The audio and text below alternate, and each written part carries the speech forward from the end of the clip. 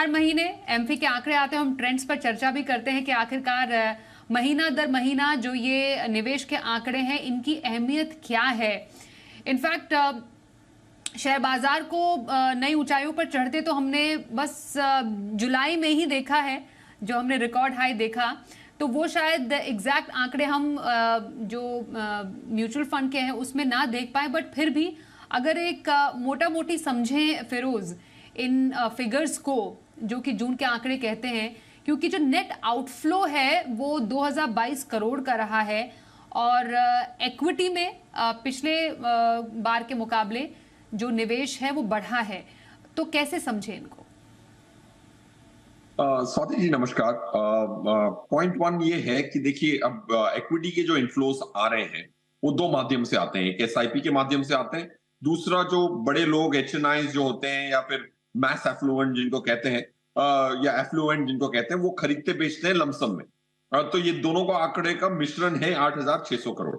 अगर मार्केट की इंपैक्ट की बात करें तो देखिए अगर लास्ट सवा साल से जब लीविंग अप्रैल मई जून जहां से एफआईआई पॉजिटिव हुए हैं, उसके 12 महीने पहले तक उन्होंने लाख करोड़ से ऊपर पैसा निकाला और डोमेस्टिक जो एसआईपी की इन्फ्लोस थी वो डटी रही। मार्केट के उतार चढ़ाव के बावजूद एसआईपी की नंबर्स 14,700 पे पहुंच गए। अभी जून का भी आंकड़ा आ गया 14,700, ऑलमोस्ट सिमिलर ही है। सो पॉइंट ये कहना चाहता हूं कि जो भी फॉरेन आउटफ्लोज हुई, वो आउटफ्लो अगर काउंटर ना होता इंडियन रिटेल पैसे के साथ तो मार्केट इस स्थिति पे ना होती, पीक्स पे ना होती। सो बहुत बड़ा श्रेय मार्केट की बॉयंसी का जाता है Indian retail investor and indirectly जो म्यूचुअल फंड के माध्यम से पार्टिसिपेट करते हैं डोमेस्टिक इंस्टीट्यूशनल इन्वेस्टर्स ने इनफ्लो लाया। Point one. पॉइंट टू, मार्च के लोस से क्या हुआ कि एफआईआई का भी बहुत ज्यादा इनफ्लो बढ़ गया। 7-8 बिलियन डॉलर आ गए 2-3 महीनों में। तो इसकी वजह से जो एक्स्ट्रा लिफ्ट मिली है मार्केट को, निफ्टी को भी मिली है, मिड कैप स्मॉल कैप्स को भी मिली है, वो बरकरार रहने की तब उम्मीद है जब अगर जो कॉर्पोरेट की जो कमाई है जो 820 पे आई है निफ्टी की लास्ट ईयर की, वो 936 का हमारा अंदेशा है। अगर वो हो जाए तो ये जो रैली है वो बरकरार रहेगी। That's the third point I am trying to make. And fourth point, ये जो आंकड़े एम्फी के आते हैं बहुत महत्वपूर्ण है, क्योंकि वो इंडियन रिटेल अगर मार्केट के लिए इतना इंपॉर्टेंट है तो उनके आंकड़ों में काफी सारी फ्यूचर प्रोजेक्शंस इंडियन इक्विटीज की छुपी हुई है। So I think these are very very important numbers. Swati ji, I am so happy that आप रियल टाइम ऑलमोस्ट जैसे ही डेटा आता है उस पर आप शो करके ये रिटेल इन्वेस्टर तक पहुंचाती हैं। अगर मार्केट में आपके पैसे लगे हुए हैं तो ये आंकड़ा बहुत इंपॉर्टेंट।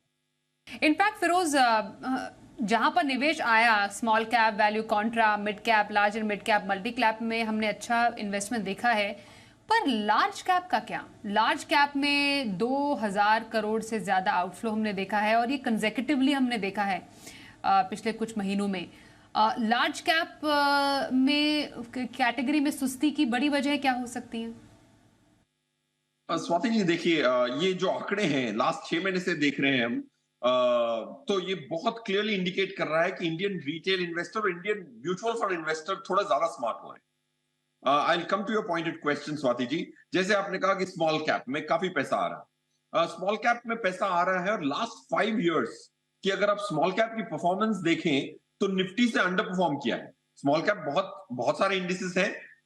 निफ्टी की जो स्मॉल कैप 250 इंडेक्स है जो एक म्यूचुअल फंड इन्वेस्टर के लिए बहुत रेलेवेंट होती है, उसने 5% 4% से निफ्टी को भी पर एनम अंडर परफॉर्म किया है, फिर भी पैसे आ रहे हैं, which I think is a great news. वरना क्या होता था कि इंडियन रिटेल हमेशा लास्ट में आता था और सबसे ज्यादा नुकसान वो भरते थे और वो हमेशा इक्विटी से नाराज होते थे। That's point one.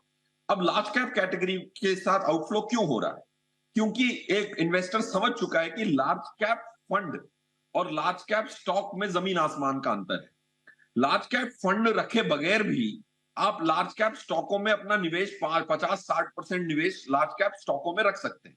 For example, अगर आप फ्लेक्सी कैप खरीदते हैं तो 60-70% लार्ज कैप में ही होता है।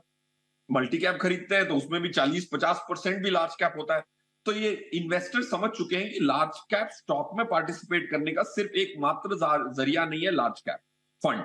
और लार्ज कैप फंड में अगर हम तुलना करें दूसरी कैटेगरीज, दूसरी बाकी जो 9-10 रेलेवेंट कैटेगरीज हैं, उसमें से लार्ज कैप ने सबसे ज्यादा डिसअपॉइंटमेंट दी है दोनों काउंट्स पे। 38% लार्ज कैप स्कीमें हैं जिन्होंने एक्स्ट्रा रिटर्न पासिंग मार्क से ज्यादा दिया, बेंचमार्क से ज्यादा रिटर्न देने वाली सिर्फ 38% स्कीमें, और जिन्होंने आउट परफॉर्म भी किया उन्होंने सिर्फ 2.5% से किया।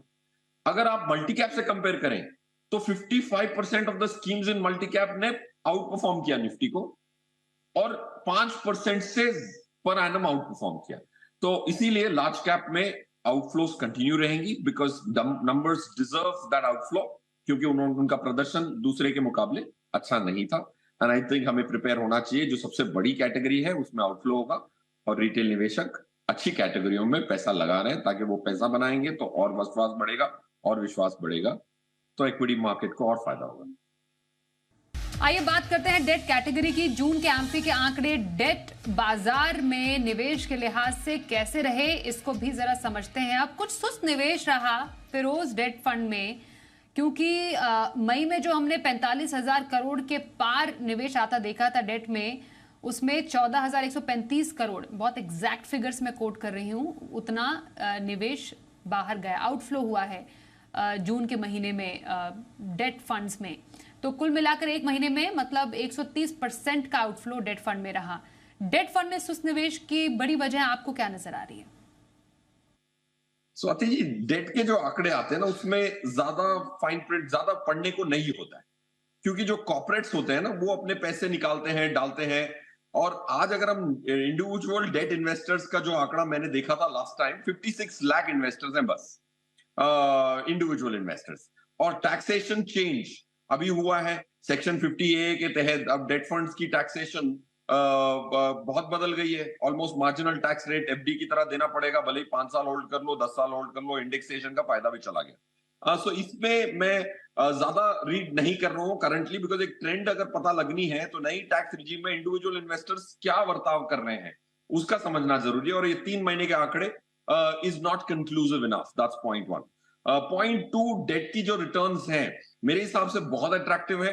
आई थिंक अगर कोई भी एफडी इन्वेस्टर आज भी अगर हाईएस्ट टैक्स ब्रैकेट में ना हो, तो एफडी से अच्छी रिटर्न्स आ सकती हैं, क्योंकि ब्याज दरें जो आज की स्तरों पे हैं वो गिरने की संभावना है। माना कि इंडिया में ब्याज दरें इतनी ऊपर नहीं गई, यूएस में 4% से भी पार कर गया वापिस 10 ईयर का उनका पेपर, और गवर्नमेंट ऑफ इंडिया का पेपर जो है वो 7 के इर्द गिर्द घूम रहा है, वो 10 सालों से वही इर्द गिर्द ही उसकी एवरेज है। सो पॉइंट ये मैं बोलना चाहता हूं कि डेट फंड्स में रिटेल इन्वेस्टर का पैसा आना चाहिए, क्योंकि अगर इंटरेस्ट रेट नीचे जाता है तो 10-11% की भी रिटर्न मिलने की संभावना है पर एनम 2 साल की होल्डिंग पीरियड पे। That's point 1। पॉइंट 2, ये आंकड़े आर नॉट कंक्लूसिव, बिकॉज वो जो इंस्टीट्यूशनल पैसा आता जाता है वो पूरे बाकी आंकड़ों को डिस्टॉर्ट कर देता है, unlike in equity.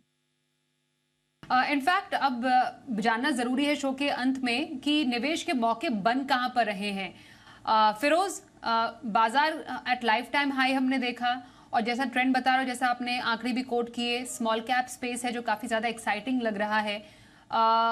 Y small cap, अगर अभी निवेशक जानना चाहे आने वाले टाइम के लिए, और अगर स्मॉल कैप नहीं तो क्या? पर मैं एक्चुअली कैटेगोरिकली स्मॉल कैप के बारे में ही आपसे जानना चाहती हूँ कि स्मॉल कैप अपने पोर्टफोलियो में शामिल करने के पीछे बड़े वजहें क्या हो सकती हैं?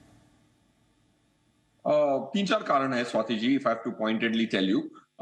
स्मॉल कैप जो है, स्मॉल कैप आज उसका नाम आज भी स्मॉल कैप है, 5 साल पहले भी स्मॉल कैप था, बट कंपनियों की साइजें बदल गई हैं। सबसे बड़ा स्मॉल कैप 5 साल पहले 8,000 करोड़ का था, आज 16,500 करोड़ का है, बट नाम तो वही है, स्मॉल कैप। तो स्मॉल कैप इन्वेस्टिंग की जो परसेप्शन है रिस्क की, वो काफी बदल गई, और वो समझना जरूरी है, क्योंकि अंग्रेजी शब्द 10 साल बाद भी स्मॉल कैप ही होगा, but size of companies have changed, that's point 1। Point 2, जो लास्ट 5 ईयर की स्मॉल कैप की अंडर परफॉर्मेंस आई है, जब भी ऐसा हिस्ट्री में हुआ है लास्ट 15 साल की हिस्ट्री में, अगर 5 साल की under performance small cap Nifty small cap 250 की देखने को मिलती है निफ्टी के मुकाबले, तो अगले 3 साल स्मॉल कैप के लिए बेहतर रहते हैं, दैट्स पॉइंट 2। तो it's a good time to buy, because rear view mirror इतना अच्छा सीन नहीं दिखा रहा। तीसरा, जो अर्निंग्स ग्रोथ हमारी जो हम ट्रैक करते हैं, निफ्टी की अर्निंग ग्रोथ इस साल की, इस फाइनेंशियल ईयर की 12 से 14% की उम्मीद है, बट स्मॉल कैप की हमारी 18 से 20% की है। जहां भी अर्निंग्स ग्रोथ ज्यादा होगी उतना आपको ज्यादा फायदा मिलेगा। और डोमेस्टिक फ्लोज इस साल और आएंगे, डोमेस्टिक फ्लोज आती हैं तो छोटे और मध्यम वर्ग की कंपनियां ज्यादा चलती हैं, ग्लोबल फ्लोज आती हैं तो निफ्टी ज्यादा चलती है। ये कोरिलेशन काफी क्लियरली एस्टैब्लिश होता है जो हमने रिसर्च की थी उसमें। सो ये 3 4 5 कारण है।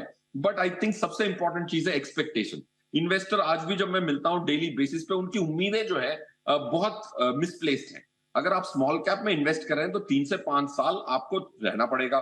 10 से 15% की मार्कडाउन की तैयारी रखनी पड़ेगी। निफ्टी 15% हर साल गिरती है, ऊपर के नीचे, ऊपर के तरफ से नीचे के तरफ से। तो you should be prepared for 15-20% interim markdown on your value. अगर ये तैयारी नहीं है तो स्मॉल कैप आपके लिए नहीं है। अगर इसका मन बना सकते हैं कि भाई गिरेगा तो मैं संतुष्टि से वेट करूंगा। Patience is the most important virtue for a small cap investor. और शिशिर जी ने जो डेट की रिकमेंडेशन दी थी, एग्जैक्टली मैं भी वही डिटो बोलूंगा।